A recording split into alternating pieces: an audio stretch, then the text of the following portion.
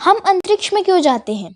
चंद्रमा की चट्टानों के चंद टुकड़ों के खातिर इतना परिश्रम और धन की बर्बादी क्यों करते हैं? इतनी मशक्कत से क्या धरती में कुछ और बेहतर नहीं किया जा सकता? लेकिन अंतरिक्ष में बाहर फैलने का हम पर अकल्पनीय असर पड़ेगा। यह कदम मनुष्य प्रजाति के भविष्य को पूरी तरह बदल देगा। यही तय करेगा कि हमारा भविष्य बचेगा या नहीं। यह सच है कि अंतरिक्ष यात्राओं से धरती की आज की समस्याओं को सुलझाने में शायद ही कोई मदद मिले, मगर ये हमें इन समस्याओं को देखने का नया नजरिया देगी। अब समय आ गया है जब हमें जनसंख्या बोझ से जूझ रही पृथ्वी पर खुद को देखते रहने के बजाय अंतरिक्ष में बाहर की ओर देखना चाहिए। मानव प्रजाति को अंतरिक्ष में बसा पाना इतनी जल्दी संभव नहीं है। इसे हकीकत में बदलने में सैकड़ों या हजारों बरस लग सकते हैं। अगले 50 वर्षों में मंगल पर इंसानी कदम पड़ सकते हैं। अगले 200 वर्षों में हम बाहरी ग्रहों के चंद्रमाओं की पूरी खोज खबर ले सकते हैं। मंगल पर हम अपना रोवर पहले ही पहुंचा चुके हैं और शनि के चंद्रमा टाइटन पर भी हमारा प्रोब उतरा है। लेकिन हमारी चिंता मनुष्य जाति के भविष्य को लेकर है।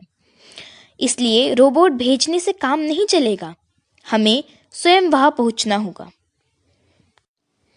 लेकिन हम जाएंगे कहाँ? अंतरिक्ष यात्री इंटरनेशनल स्पेस स्टेशन में महीनों बिता चुके हैं। अब हम जानते हैं कि मनुष्य धरती से बाहर भी जीवित रह सकता है। लेकिन हम यह भी जानते हैं कि स्पेस स्टेशन के शून्य गुरुत्व में रहने पर सिर्फ चाय पीने में ही दिक्कत नहीं आती। लंबे समय तक जीरो ग्रेविटी में रहना हमारे शरीर के लिए भी अच्छा नहीं होता। इसलिए हमें अंतरिक्ष में बेस बनाना ही होगा, और यह किसी ग्रह या चंद्रमा पर ही हो सकता है। शून्य गुरुत्व का इस्तेमाल अक्सर भारहीनता की स्थिति को बताने के लिए होता है। लंबे समय तक भारहीनता की स्थिति में रहना हमारे शरीर के लिए खतरनाक साबित हो सकता है। कुछ लोगों को स्पेस सिकनेस यानी बीमार महसूस करना, चक्कर आना और सरदर्द की शिकायत होती है। हालांकि यह समस्या 3 दिन से ज़्यादा नहीं रहती।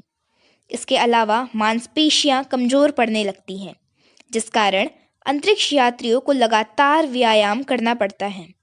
वहाँ खून का प्रवाह धीमा पड़ने लगता है और शरीर में द्रव का वितरण बदल जाता है, जिसकी वजह से अंतरिक्ष यात्रियों के चेहरे फूले हुए दिखाई पड़ते हैं।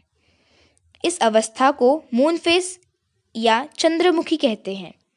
धरती पर लौटते ही ये दिक्कतें गायब हो जाती हैं और यात्री सामान्य महसूस करने लगता है।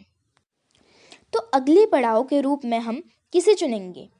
स्वाभाविक रूप से चंद्रमा ही हमारी पहली पसंद होगा। वह हमारे नज़दीक है और वहाँ पहुँचना भी आसान है। चंद्रमा पर हम कई बार जा चुके हैं और एक मोटर बग्गी में बैठकर उसकी सैर भी की है। दूसरी ओर चंद्रमा छोटा है और वहाँ ना तो वायुमंडल है, न ही धरती जैसा चुंबकीय क्षेत्र जो खतरनाक सौर वायु कणों को रोक सके। चंद्रमा में पानी द्रव अवस्था में नहीं है, लेकिन इसके ध्रुवों पर मौजूद विशालकाय क्रेटरों में बर्फ छुपी हो सकते हैं।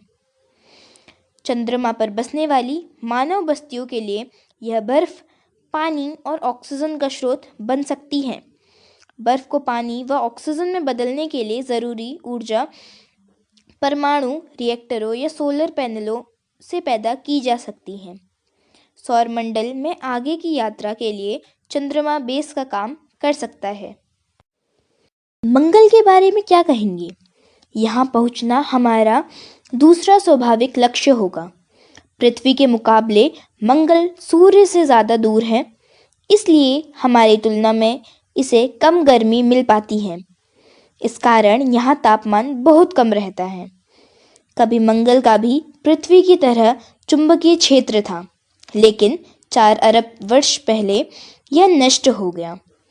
परिणाम स्वरूप इसका अधिकांश वायुमंडल जाता रहा। आज मंगल में पृथ्वी की तुलना में मात्र 1% वायुदाब है।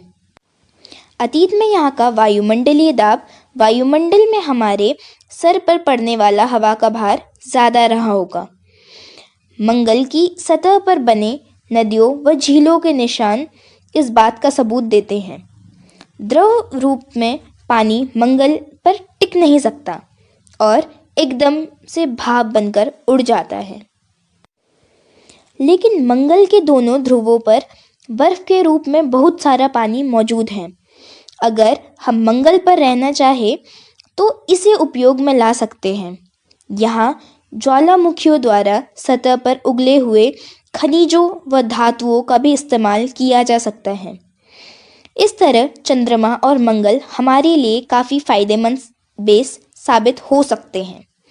लेकिन सौरमंडल की और कौन कौन सी जगहों पर हम जा सकते हैं?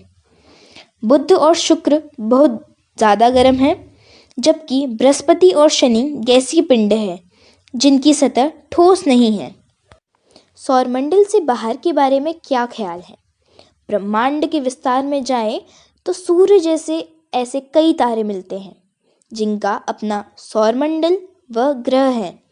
हाल तक हमें अपने सौरमंडल के बाहर बृहस्पति व शनि जैसे कुछ विशाल ग्रहों के बारे में ही पता था, लेकिन अब हमने अन्य सौरमंडलों के पृथ्वी जैसे छोटे ग्रहों को भी खोजना शुरू किया है।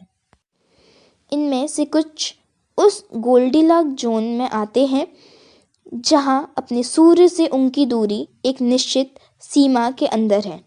गोल्डीलॉक जोन में पड़ने वाले ग्रहों में पानी द्रव रूप में टिक सकता है। एक अनुमान के मुताबिक 10 प्रकाश वर्ष की दूरी तक ऐसे 1000 सूर्य संभव हैं। अगर इनमें से 1% के पास भी पृथ्वी जैसा ग्रह इनके गोल्डीलॉक जोन के भीतर पड़ेगा तो अपनी पृथ्वी जैसी कम से कम 10 धरतियों के अस्तित्व की संभावना बनती है। फिलहाल अब तक हम अंतरिक्ष में बहुत दूर तक नहीं जा पाए हैं। सच कहें तो इतनी लंबी दूरियां पार करने की अभी कल्पना भी नहीं की जा सकती, लेकिन अगले 200 से 500 वर्षों के लिए यही हमारा लक्ष्य होना चाहिए। एक अलग प्रजाति के रूप में 20 लाख वर्षों से मनुष्य का अस्तित्व है। मात्र 10,000 वर्ष पूर्व सभ्यता की शुरुआत हुई और तब से विकास की गति तेजी से बढ़ती जा रही है। अब हम उस मुकाम पर आ पहुँचे हैं जहाँ से हम साहस के साथ उन मंजिलों की ओर बढ़ सकते हैं जहाँ अब तक कोई नहीं गया, और कौन जानता है वहाँ हम क्या देखेंगे और कौन हमें मिलेगा।